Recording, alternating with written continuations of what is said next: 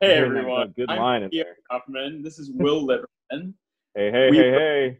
we were supposed to be doing Boheme right now in I know. Seattle, Yeah. Sad and day. And we're supposed to room together too. Even yeah. sadder. We're gonna have a nice place. And I remember seeing the because I had the Airbnb thing on my schedule. It was like you're supposed to be signing, checking into the place, and I was like, oh, so sad, so sad. Yeah, But I here we know. are, man. Here we are. What you been doing these days?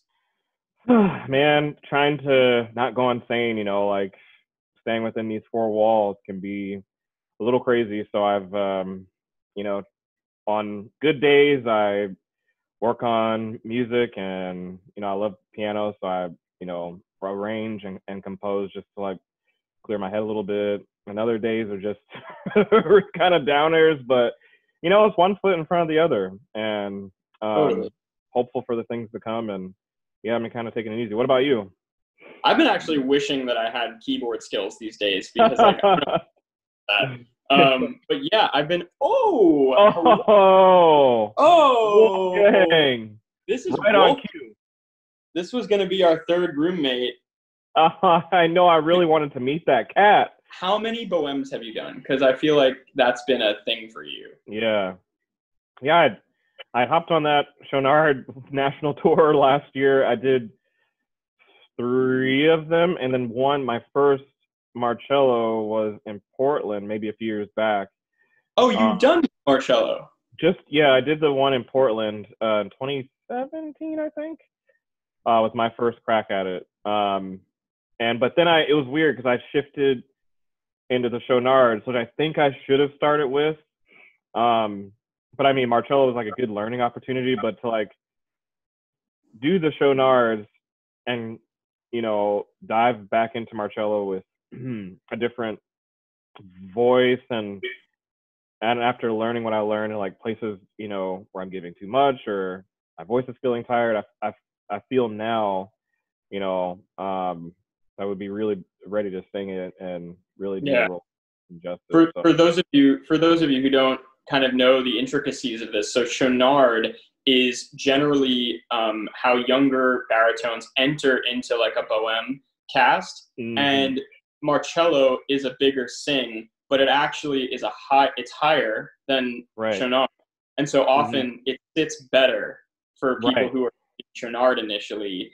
And Mm-hmm. so it's an interesting thing to think about whether you're actually Mm-hmm. going to transition to those Marcellos or whether you like are a Chonard and that Right. like really good. But like for instance, like for myself, like I've made house debuts on Chonard, which is great.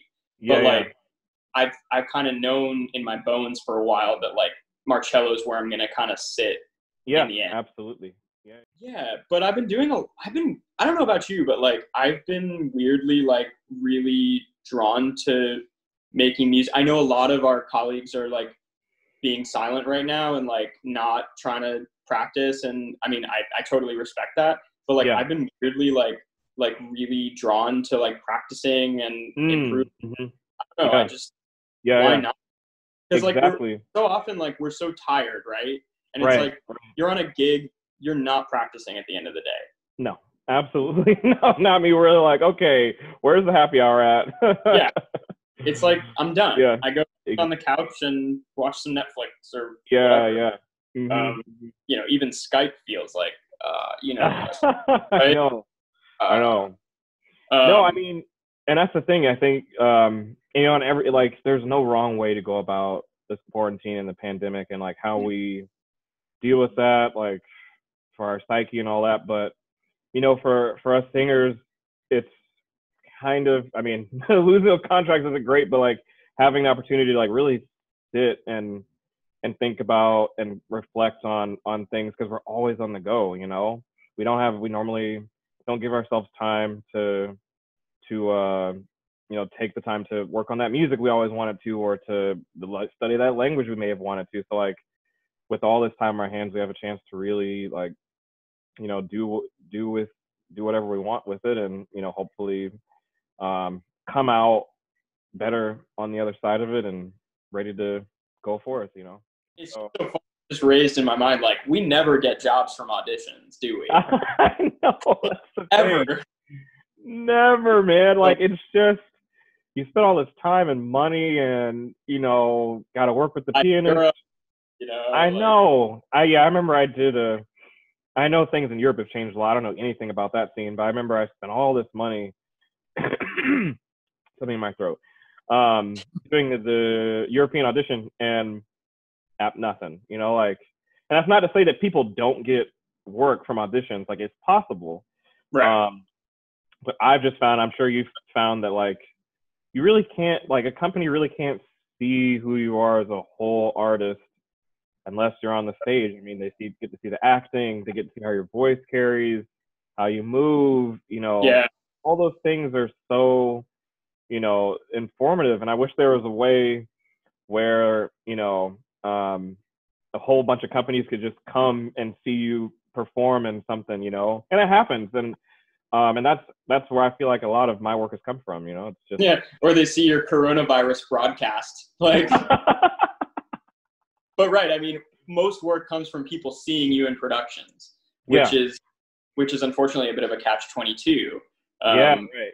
And sometimes you don't know who's out there, and then those are always the best gigs, right? The ones where it's just like, hey, you got this gig, and you're like, how? You know, I didn't audition for this. Right. No, it's dope. What do you do with a 30-minute intermission, and how do you keep your voice warm but also don't sing in your dressing room like an idiot? Right. I don't know, like, for those roles, like, I feel like I've had a lot of roles where I have a lot of downtime.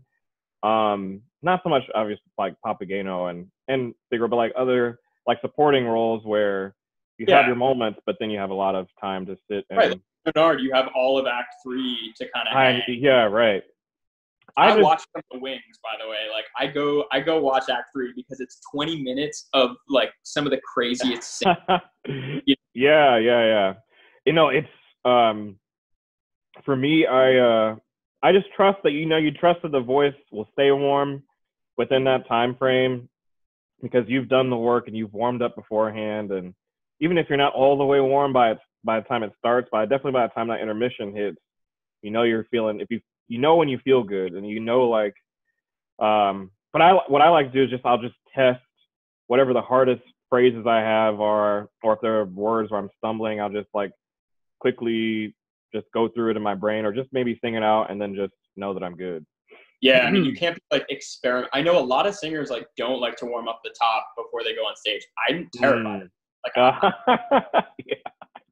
I'm excited for your recital, man. Like, yeah, looking forward to it. It's gonna be good. Oh yeah, I gotta play us out with what should I?